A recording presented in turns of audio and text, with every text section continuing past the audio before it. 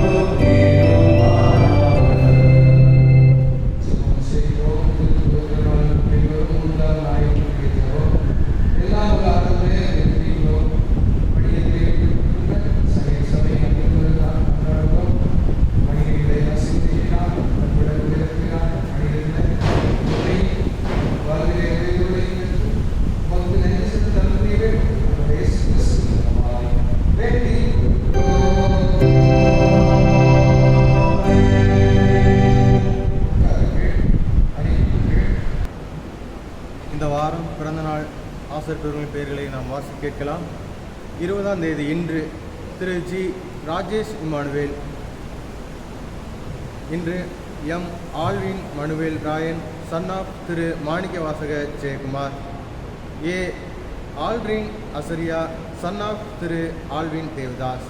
21ஆம் தேதி A Kevin, son of Thiru Alfred Wilson Kumar. 24ஆம் தேதி Thiru Chellappa. Abhishek Marvel Singh, son of Thiru அதியாம்.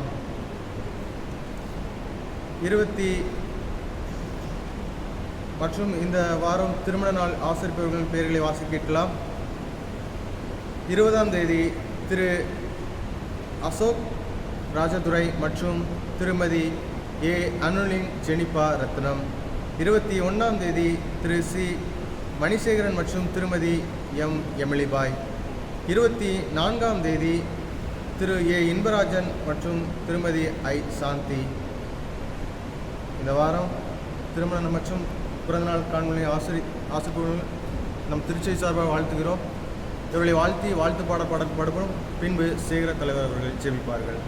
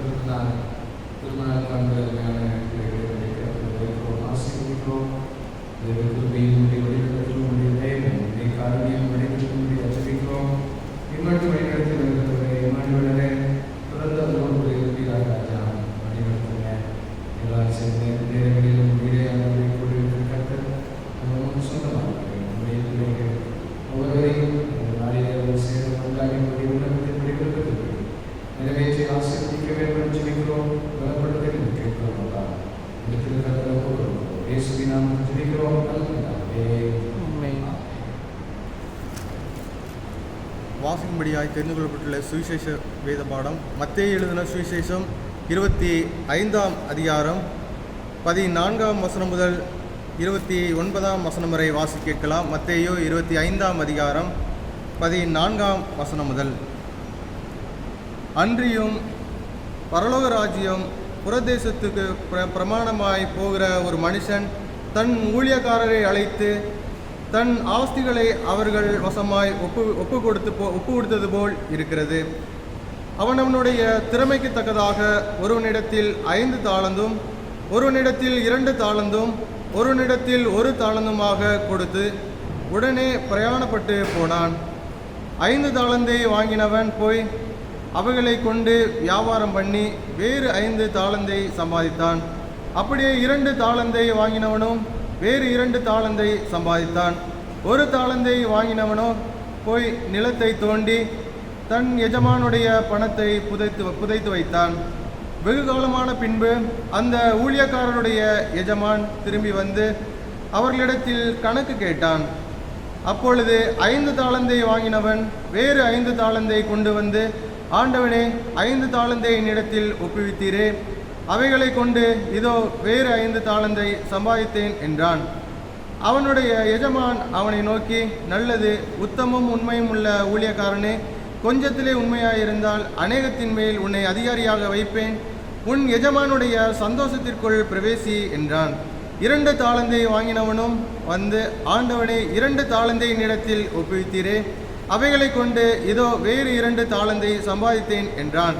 அவனுடைய எஜமான் அவனை நோக்கி, நல்லது, உத்தமும் உண்மையும் உள்ள ஊழியக்காரனே, கொஞ்சத்திலே உண்மையாயிருந்தால் அநேகத்தின் மேல் உன்னை அதிகாரியாக வைப்பேன், உன் எஜமானுடைய சந்தோஷத்திற்குள் பிரவேசி என்றான். 1 தாளந்தை வாங்கினவன் வந்து, ஆண்டவனே, நீர் விதைக்காத இடத்தில் அறுக்கிறவரும் தெளிக்காத இடத்தில் சேர்க்கிறவருமான கடினமுள்ள மனுஷன் என்று அறிவேன். ஆகையால் நான் பயந்து போய் உமது தாளந்தை நிலத்தில் புதைத்து வைத்தேன், இதோ உம்முடையதை வாங்கிக் கொள்ளும் என்றான். அவனுடைய எஜமான் பிரதியுத்தரமாக, பொல்லாதவனும் சோமனுமான ஊழியக்காரனே, நான் விதைக்காத இடத்தில் அறுக்கிறோன் என்றும் தெளிக்காத இடத்தில் சேர்க்கிறோன் என்றும் அறிந்திருந்தாயே. அப்படியானால் நீ என் பணத்தை காசுக்காரர் வசத்தில் போட்டு வைக்க வேண்டியதாயிருந்தது. அப்பொழுது நான் வந்து என்னுடையதை வட்டியோடைய வாங்கிக் கொள்வேனே என்று சொல்லி அவனிடத்தில் இருக்கிற தாளந்தை எடுத்து 10 தாளந்தனுக்கு கொடுங்கள். உள்ளவனவனோ அவனுக்கு கொடுக்கப்படும், பரிபூர்ணமும் அடைவான். இல்லாதவனிடத்திலிருந்து உள்ளதும் எடுத்துக்கொள்ளப்படும் என்பது. இது கிறிஸ்துவின் நற்செய்தி.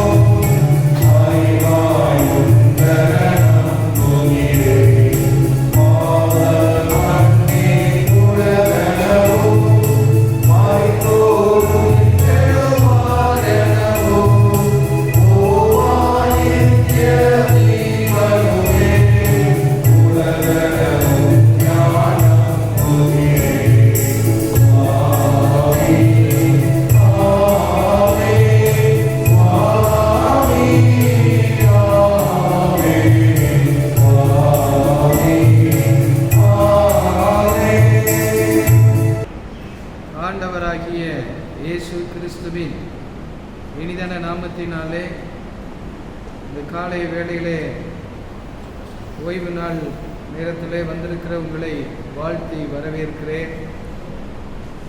இந்த நாளிலும் ஆண்டவருடைய வார்த்தையை நாம் வாசித்த வேத பாடத்திலிருந்து கற்றுக்கொள்ள இருக்கிறோம். இந்த வேத பாடத்தில் 14வது வசனம் இப்படியாக சொல்லுகிறது: அன்றியும் பரலோக ராஜ்யம் புறதேசத்துக்கு பிரயாணமாய் போகிற ஒரு மனுஷன் தன் ஊழியக்காரரை அழைத்து தன் ஆஸ்திகளை அவர்கள் வசமாய் ஒப்பு கொடுத்தது போல் இருக்கிறது. இந்த வசனத்தை நாம் சிந்திப்போம். இங்கு பிரயாணத்தில் போகிற ஒரு மனுஷன் இயேசு கிறிஸ்துவை குறிக்கிறது. அவர் பரலோக ராஜ்யத்தில் இருக்கிறார். அவர் தன்னுடைய பணியை முடித்து அவர் போய்விட்டார். ஆக அவருடைய அந்த பிரயாணம் தேவ ராஜ்யத்தில் இருக்கிறது, நோக்கி இருக்கிறது. அங்கு போய் நமக்காக ஒரு இடத்தை அவர் ஆயத்தம் பண்ணி கொண்டிருக்கிறார். ஆனால் இந்த அதிகாரத்திலே 19வது வசனத்திலே சொல்லப்பட்டபடி வெகு காலமான பின்பு மீண்டும் வருவார். அப்படி வருவதற்கு முன்பதாக தன்னுடைய பணிகளை அல்லது தன்னுடைய சொத்துக்களை, தன்னுடைய ஆஸ்திகளை அவருடைய ஊழியக்காரர் வசமாக அவர் ஒப்பு கொடுத்திருக்கிறார். நாம் தான் அவருடைய ஊழியக்காரர்கள், அவருடைய சீடர்கள் நாம் தான். அவர் தேவ ராஜ்யத்தில் இருக்கிறார். அவர் வரும் வரைக்கும் அவருடைய சொத்து இந்த உலகம், அவருடைய திருச்சபை. அதை நாம் பாதுகாக்க வேண்டும், பராமரிக்க வேண்டும், அதற்கு உண்மை உள்ளவர்களாக இருக்க வேண்டும்,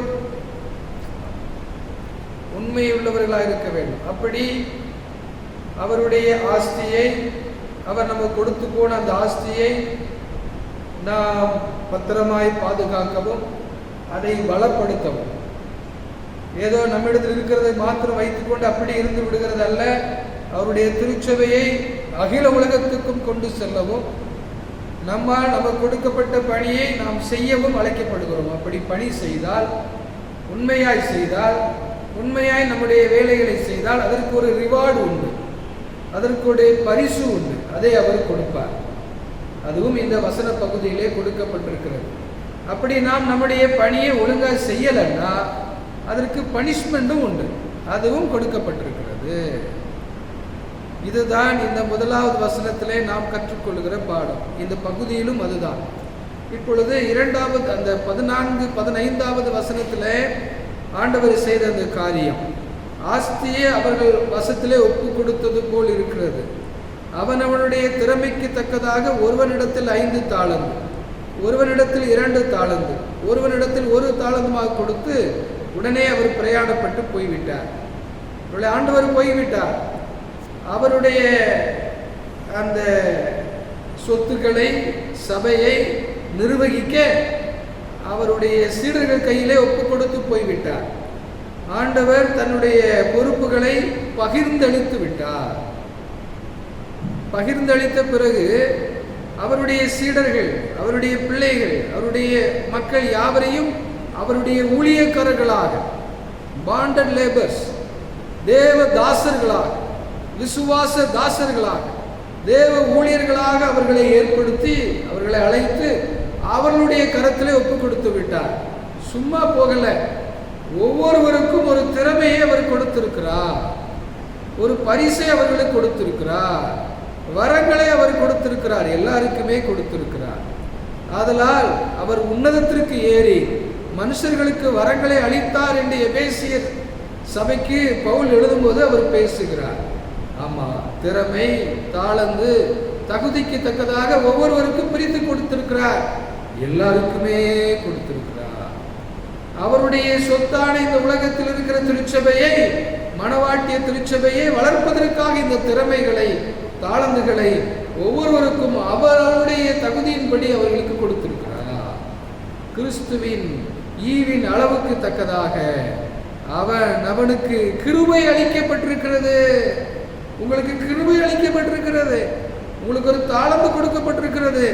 ஒவ்வொருவருக்கும் டிஃப்ரெண்டாக அவர் அவருடைய தகுதிக்கு தக்கபடி, அவருடைய எபிலிட்டிக்கு தக்கபடி, அவருடைய சூழ்நிலைகளுக்கு தக்கபடி, அவர்களுடைய வாய்ப்புகளுக்கு தக்கபடி, அவர்களுடைய மரபுகளுக்கு தக்கபடி, அவர்களுடைய புகழ்களுக்கு தக்கபடி கொடுத்திருக்கிறார். பயிற்சிகள் மாறுபடலாம், மனநிலைகள் மாறுபடலாம், இதயம் மாறுபடலாம், ஈடுபாடுகள் மாறுபடலாம்.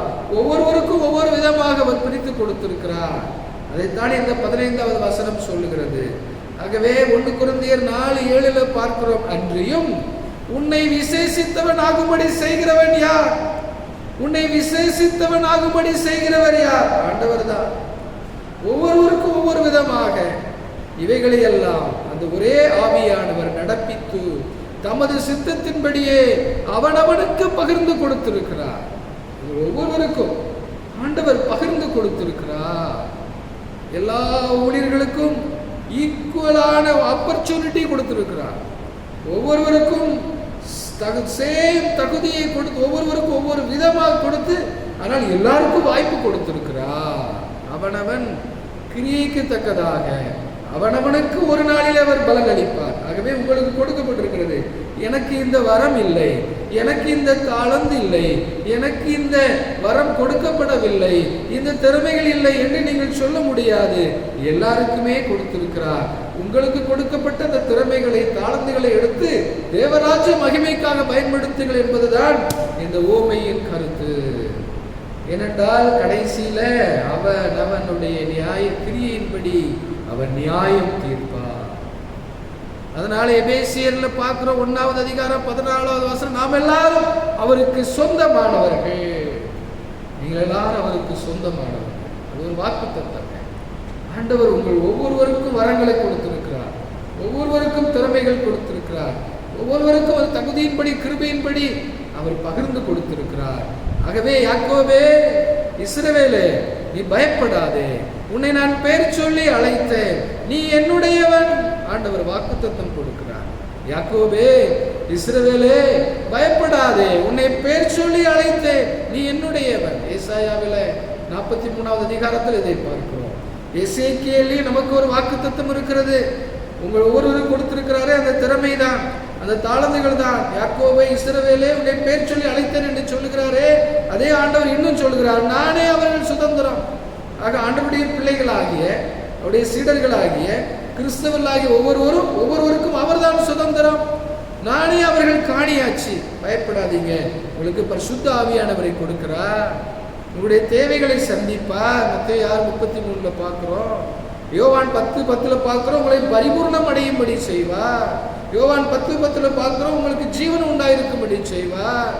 யோவான் 10:28 பார்க்கிறோம், எவரும் ஆண்டவருடைய கரத்திலிருந்து உங்களை பறித்துக் கொள்ள முடியாது, ஏனென்றால் அவருக்கு சொந்தமானவர்கள். யாக்கோபே, இஸ்ரவேலே, நீ பயப்படாது, உன்னை பேர் சொல்லி அழைத்தேன் என்று சொல்லுகிறார். ஆமா, நான் அவர்கள் தேவனாயிருப்பேன் என்று அவர் எரேமியாவிலே வாக்குத்தத்தம் கொடுக்கிறார். ஆக நீங்கள் அவருடையவங்க, நீங்கள் அவருக்கு சொந்தமானவங்க. உங்கள் ஒவ்வொருவருக்கும் வரம் கொடுத்திருக்கிறார், ஒவ்வொருவருக்கும் தகுதி கொடுத்திருக்கிறார், ஒவ்வொருவருக்கும் திறமை கொடுத்திருக்கிறார் என்பதை இந்த 15வது வசனத்திலே நாம் பார்க்கிறோம். இப்பொழுது 16 முதல் 18 முடிய உள்ள வசனங்களிலே உள்ள சம்பவத்தை பார்க்கிற பொழுது, ஊழியர்கள் அவரவர் திறமைக்கு ஏற்றபடி அவங்க செயல் புரிந்தாங்க.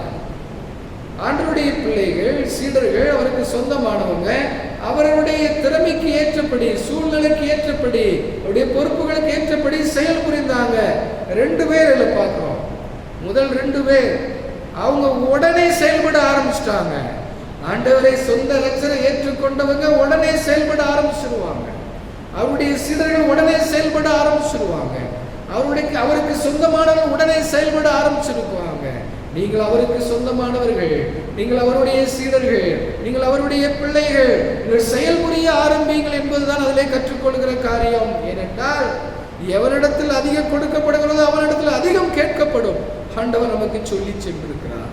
எவரிடத்தில் அதிகம் கொடுக்கப்படுகிறதோ அவரிடத்தில் அதிகம் கேட்கப்படும். உங்களுக்கு கிடைத்த தாளந்து என்ன, பொறுப்பு என்ன, தகுதி என்ன, வரங்கள் என்ன, எவ்வளவு அதிகம் கொடுத்திருக்கிறாரோ அதிகமாக கேட்பார். ஆகவே அவர்கள் உடனடியாக போய்விட்டாங்க. 5 தாளந்து, 2 தாளந்து, உடனே அதை வைத்துக் கொண்டு அவர்கள் வேலை செய்ய போயிட்டாங்க. அவங்களுக்கு டபுள் மடங்கு ஆசீர்வாதம் கிடைத்தது. 2 மடங்கு சம்பாதிச்சுட்டாங்க. அது கொடுத்த தாளந்தை டபுள் ஆக்கிட்டாங்க. அதைத்தான் ஆண்டவர் நம்மிடத்தில் விரும்புகிறார், நம்மிடத்தில் எதிர்பார்க்கிறார். அந்த 2 பேரும் வெற்றியாளர்கள். நீங்களும் வெற்றியாளர்கள் தானா? 2 மடங்கு அவர்கள் பெற்றுக்கொண்டார்கள். உங்களுக்கும் 2 மடங்கு ஆசீர்வாதம் உண்டு. ஏனென்றால் வாக்குத்தத்தம் சொல்லி இருக்கிறார், எல்லாருக்குமே கொடுத்திருக்கிறார். நாம் எல்லாரும் அவர்களுக்கு சொந்தமானவர்கள். பரிசுத்த ஆவியானவர் கொடுத்திருக்கிறார். அவரை விட்டு உங்களை யாரும் பிரிக்க முடியாது. உங்களுக்கு தேவையானதை தருவார். ஆகவே உடனே அவர்கள் வேலை செய்தார் என்று பார்க்கிறோமே. அசதியாயிராமல் ஜாக்கிரதையாயிருங்கள். ஜாக்கிரதைகளுடைய நினைவுகள் செல்வத்துக்கு போகும், செல்வத்தை கொண்டு வரும். உக்கிரானக்காரன் உண்மையுள்ளவன் என்று காணப்பட வேண்டியது அவசியம். கர்த்தருக்காக நீங்கள் படுகிற பிரயாசம் எதுவுமே விருதாவாயிராது, வீணாய் போகாது. ஆகவே அந்த முதல் 2 பேர் 5 தாளந்த வாங்கினவன் 2 தாளந்த வாங்கினவன் உடனே செயல் புரிஞ்சாங்க. நீங்களும் செயல் புரியுங்க. அசதியாயிராமல் ஜாக்கிரதையா இருங்க. ஜாக்கிரதையா இருந்தால் நினைவுகள் செல்வத்தை நோக்கி போகும். உக்கிரானக்காரன் உண்மையுள்ளவன் என்று காணப்பட வேண்டியது அவசியம். கர்த்தருக்காக நீங்கள் படுகிற பிரயாசம் விருதா அல்ல, வீண் அல்ல. அவருக்கு சொந்தமானவர்கள் நீங்கள். அந்த திறமைக்கு ஏற்றபடி செயல் புரிந்தாங்க 2 பேர். இன்னொருத்தரை பார்க்கிறோம், அவன் செயல் புரியல, அவன் திறமையை பயன்படுத்தல, போய் புதைச்சு வச்சுட்டான். பிறகு பார்க்கலாம். இப்ப என்ன அவசரம்? இப்ப நம்மளை யாரு பார்க்க போறா? நம்மளை யாரு கவனிக்க போறா? போட்டு வேஸ்ட் பண்ணிட்டு இருப்பானே அப்படின்னு அவன் போயிட்டான்.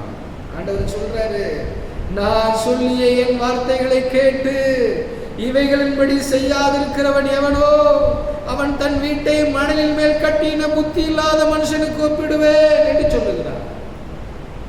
அது மழை வந்தவுடன் அப்படி அது அழிந்து போய்விடும். அதே போல அவனுடைய வாழ்க்கை அமைந்து விடும். ஆக செயல்புரியாதவர்கள், நான் சொல்லி இந்த வார்த்தைகளை கேட்டு இவைகளின்படி செய்யாதிருக்கவன் மணலின் மேல் கட்டினவன். இந்த மனுஷன் அப்படி. இவன் முள்ளுகளுக்குள் விதைக்கப்பட்ட விதை, இவன் கனியற்றவன். லூக்கா 13 பார்க்கிறோம். லௌகிக கவலைகளினால் நிறைந்தவன், பாரம் நிறைந்தவன். அது மாத்திரமல்ல, பூமியில இருக்கிற வாய்ப்பை பயன்படுத்தி சம்பிரமமாய் வாழ்ந்தவன். ஒரு நாள் வாழ்வை இன்பம் என்று எண்ணியவன். அனைத்து வசனங்கள் தான் அதைத்தான் சொல்லுகிறேன். ஆகவே தான் ஓசியா சொல்லுகிறார் 10வது அதிகாரம் 13வது வசனத்திலே, அநியாயத்தை உழுதீர்கள், தீவினையை அறுத்தீர்கள், பொய்யின் கனிகளை புசித்தீர்கள், உங்கள் வழியையும் பராக்கிரமசாலின் திரளையும் நம்பினீர்களே. இந்த மனுஷன் அப்படிப்பட்டவன். இந்த மனுஷனை போல இருக்கிறவர்கள் அப்படிப்பட்டவர்கள். புத்தி இல்லாத மனுஷராக இருக்க வேண்டாம். மணல் மேல் வீடு கட்டினவர்களாக இருக்க வேண்டாம். நம்மிடத்தில் ஒரு கனியற்றவர்களாக நாம் இருக்க வேண்டாம். அது மாத்திரமல்ல, முள்ளுகள் உள்ள பகுதியில் விதைக்கப்பட்ட விதைகளாக இருக்க வேண்டாம். உடனே செயல்புரிய ஆரம்பிப்போம். ஆண்டவர் நம்மை செயல்புரிய வைக்கிறார், விரும்புகிறார். ஏனென்றால் ஒவ்வொருவருக்கும் தாளந்துகளை, திறமைகளை கொடுத்திருக்கிறார். 19வது வசனத்தில் பார்க்கிறோம், திரும்பி வந்தார். வெகு காலமான பின்பு இயேசு திரும்பி வந்தார். அந்த எஜமான் திரும்பி வந்தார். இயேசு திரும்பி வருவார். வந்து என்ன செய்வாரா? கணக்கு பார்க்கப்படும். மத்தேயு 18 பார்க்கிறோம், கணக்கு பார்க்கப்படும். கனி காலம் சமீபித்த போது கனிகளை வாங்குவதற்கு வருவார் எஜமான் இயேசு. சம்பாதித்தது எவ்வளவு என்று அறியும்படி அவர் வருவார். நம்மில் ஒவ்வொருவரும் தன்னை குறித்து தேவனுக்கு கணக்கு ஒப்புவிக்க வேண்டும். வெகு காலமான பின்பு இயேசு மீண்டும் வருவார். அப்பொழுது கனி காலம் சமீபித்த போது கனிகளை எண்ணுவதற்கு வருவார், அதை வாங்குவதற்கு வருவார். சம்பாதித்தது இவ்வளவு என்று அறியும்படி நம்மை அழைத்து கேட்பார். அன்று கணக்கு பார்க்கப்படுமாம். வசனத்தை நான் சொல்லுகிறேன். நம்மில் ஒவ்வொருவரும் தன்னை குறித்து தேவனுக்கு கணக்கு ஒப்புவிக்க வேண்டும். ஏனென்றால் ஒரு முறை மரிப்பதும் பின்பு நியாய தீர்ப்பு அடைவதும் நமக்கு நியமிக்கப்பட்டிருக்கிறது. ஆண்டவர் இதை செய்வதற்கு எப்பொழுதும் ஆயத்தமாக இருக்கிறார். வெகு காலமான பின்பு 19வது வசனத்திற்கான விளக்கத்தை பார்த்தோம். ஆண்டவர் திரும்பி வருகிறார். அடுத்ததாக நாம் பார்க்கிறோம், அந்த 20 முதல் 23 முடியவுள்ள வசனங்களிலே ஆண்டவர் அவர்களுக்கு பரிசு கொடுக்கிறார். நன்றாக வேலை செய்தவர்களுக்கு பரிசு கொடுக்கிறார். அதை இந்த இடத்திலே பார்க்கிறோம். அந்த 20 முதல் 23 முடிய உள்ள அந்த 4 வசனங்கள் அதை குறித்து தான் பேசுகிறது. அவங்க வேலை செஞ்சவங்க உடனே கொண்டு ஒப்புவிச்சிட்டாங்க. உடனே சந்தோஷமா போனாங்க, தைரியமா போனாங்க. வசனம் இருக்குது, நியாய தீர்ப்பு நாளிலே நமக்கு தைரியம் உண்டாயிருக்கத்தக்கதாக, நியாய தீர்ப்பு நாளிலே நமக்கு தைரியம் உண்டாயிருக்கத்தக்கதாக அன்பு நம்மிடத்தில் பூரணப்படுகிறது. 1 யோவானிலே பார்க்கிறோம். ஆமா ஆண்டவரே, நான் வெறுங்கையனாக வரல, நான் இப்படியாக என்னுடைய பணிகளை செய்தேன். நீர் எனக்கு கொடுத்த திறமைகளை நான் செய்தேன். நீர் எனக்கு கொடுத்த வரங்களின்படி நான் செயல்பட்டேன். நியாய தீர்ப்பு நாளிலே தைரியம் உண்டாகத்தக்கதாக அன்பு நம்மிடத்தில் பூரணப்படட்டும். அவங்களுக்கு ஆளுகை செய்வதற்கான அதிகாரத்தை ஆண்டவர் கொடுத்தார். இயேசுவினுடைய மகிழ்ச்சியிலே பங்கு கொடுத்தார். அவர்கள் தேவ ராஜ்யத்தில் நுழைவதற்கு வாய்ப்பு கொடுத்தார். இனி கவலை இல்லை, கண்ணீர் இல்லை என்கிற ஒரு வாய்ப்பை ஆண்டவர் கொடுத்ததாக இந்த பகுதி சொல்லுகிறது. சத்துருக்களை நேசியுங்கள், அவருடைய வார்த்தைகளை பின்பற்றுங்கள், அப்பொழுது உங்களுடைய பலன் மிகுதியாயிருக்கும் என்பது இதுதான். ஆம், அவருடைய வார்த்தையின்படி செயல்படுகிற பொழுது, நீங்கள் உங்களுடைய செயல்களை ஊழியத்தில் அர்ப்பணிக்கிற பொழுது உங்கள் பலன் மிகுதியா இருக்கும். என்னடா சொல்றாரு அந்த சீடர்களை குறிச்சு? எனக்கு நேரிட்ட சோதனைகளிலே என்னோடு கூட நிலைத்திருந்தவர்கள் இவர்களே. கடைசியில் சொல்லுவார், உங்களை குறித்து, நம்மை குறித்து அவர் சொல்லுவார், எனக்கு நேரிட்ட சோதனைகளிலே என்னோடு கூட நிலைத்திருந்தவர்கள் இவர்களே. இவங்க யார்? எங்க உலகத்தை நியாயந்திருப்பாங்க. இவர்கள் யார்? இவர்கள் தேவதூதரை நியாயந்திருப்பாங்க. இவர்கள் யார்? ஜாதிகளை ஆளுவார்கள். அங்கே சதா காலமும் அரசாளுவார்கள். இவர்கள் சிங்காசனத்தில் உட்காரும்படியாக அருள் செய்வேன் என்று சொல்கிறார். அதுதான் பரிசு. அவரோட கூட ஆளுகையும் செய்வோம். அவரோட கூட பாடுகளை சகித்தால், உங்களுடைய கொடுக்கப்பட்ட திறமைகளை, தாளத்துகளை ஆண்டவருக்காக அவருடைய பணிக்காக செயல்பட்டால், அவரோட கூட பாடுகளை சகித்தால், அவரோட கூட ஆளுகையும் செய்வோம். 2 தீமோத்தேயுவிலே பார்க்கிறோம். ஆண்டவர் பரிசு கொடுக்கிறார். ஆண்டவர் உங்களுக்கு பரிசு கொடுக்கிறார். கடைசியாக 24 முதல் அது 30 வசனம் முடிய உள்ள பகுதியிலே பார்க்கிறோம். நான் ஏற்கனவே சொன்னேன், பனிஷ்மெண்ட். அந்த சோம்பேறி ஊழியக்காரனுக்கான பனிஷ்மெண்ட் அங்கு சொல்லப்படுகிறது. அவன் ஆண்டவரை தவறாக புரிந்து கொண்டான். ஆண்டவருக்கு பயந்தான், ஆனால் ஆண்டவருக்கு கீழ்ப்படியல. பயந்தால் மாத்திரம் போதாது, இயேசு சொன்ன வார்த்தைகளை அப்படியே நம்பி கீழ்ப்படியவும் அழைக்கப்படுகிறோம். அவன் உறுதியற்றவன், அவன் தண்ணீரை போல தளம்பினவன், அவன் தகுதி இல்லாதவன், அவன் திறமைகளை உபயோகிக்கவில்லை, அனைத்தையும் இழந்தான், வெளியேற்றப்பட்டான், புறம்பான இருளிலே தள்ளப்பட்டான் என்று இந்த இடத்திலே பார்க்கிறோம். சங்கீதம் 112:10 நான் வாசிக்கிறேன். துன்மார்க்கர் அதை கண்டு மனமடிவாகி தன் பற்களை கடித்து கரைந்து போவான், துன்மார்க்குடைய ஆசையோ அழியும் என்று சொல்லப்பட்டிருக்கிறது. இந்த பகுதிகளை நாம் திரும்பி பார்த்து நற்கருணை பகுதிக்கு ஆயத்தப்படுவோமாக. இந்த பகுதியில் சொல்லப்பட்டிருக்கிறது, பிரயாணமாய் போவது இயேசு தேவராஜ்யத்தில் இருக்கிறார். இப்பொழுது நமக்கு அவருடைய திறமைக்கு தக்கதாக எல்லாருக்கும் கொடுத்திருக்கிறார். ஏனென்றால் நீங்க அவருக்கு சொந்தமானவங்க. பயப்படாதீங்க, உன்னை பேர் சொல்லி அழைத்தேன், என்னுடைய என்று சொல்லுகிறார். நீங்கள் தான் அவருடைய சுதந்திரம், அவரே உங்கள் சுதந்திரம், நானே அவர்கள் சுதந்திரம் என்று சொல்லுகிறார். ஆண்டவர் தான் நம்முடைய சுதந்திரம், ஆண்டவர் நம்முடைய காணியாட்சி, தேவைகளை எல்லாம் சந்திப்பார். ஆகவே தைரியமா உங்களுடைய பணிகளை செய்யுங்க, வசதியா இருக்காதீங்க. திரும்பி வருவார், அந்த கணக்கு கேட்பார், நீங்க தைரியமா சொல்லலாம், தைரியமா சொல்லலாம், பரிசு கொடுப்பார். இல்லைனில் அது தண்டனையும் உண்டு, எச்சரிக்கையாக கொடுக்கப்பட்டிருக்கிறது. இந்த பகுதியை சிந்திக்க தந்த வாய்ப்புக்காக நன்றி சொல்லுவோம். உங்களோடு பேசியது உங்களுக்காக. ஆண்டவர் உங்களை ஆசீர்வதிப்பாராக.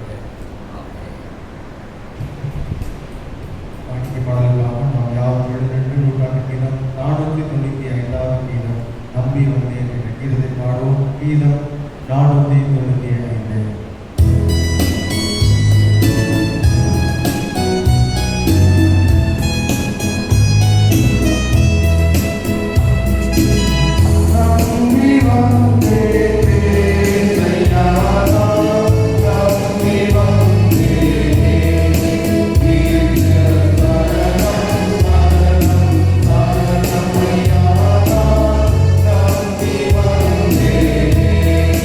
Oh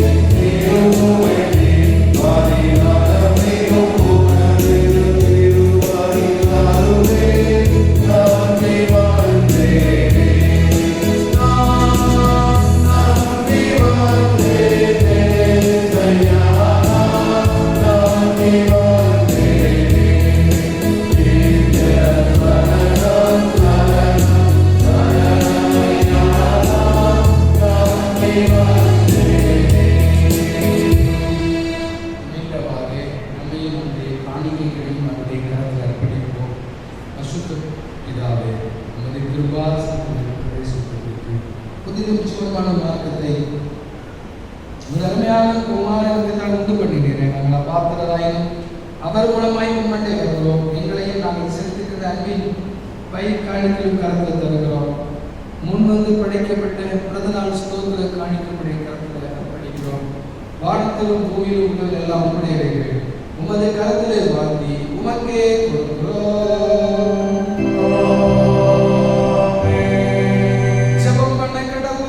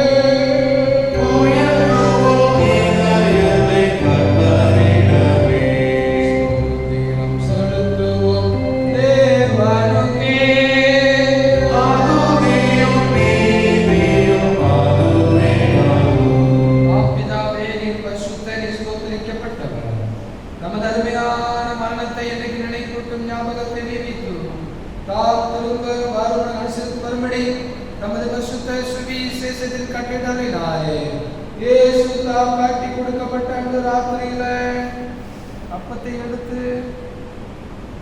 ஸ்தோத்திரம் பண்ணி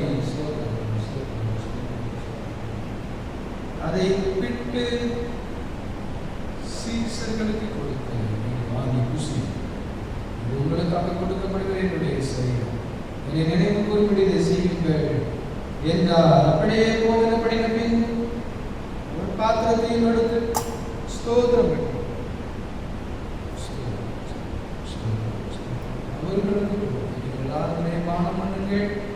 பாவம் மன்னிப்புகள் உங்களுக்காக மற்றும் அநேகருக்காக சிந்தப்படுகிற புது உடன்படிக்கைக்குரிய ரத்தம், இதை பானம் பண்ணும் பொழுதெல்லாம் என்னை நினைவு கூறும்படி இதை செய்யுங்கள் என்று திருவுளம் பற்றினார்.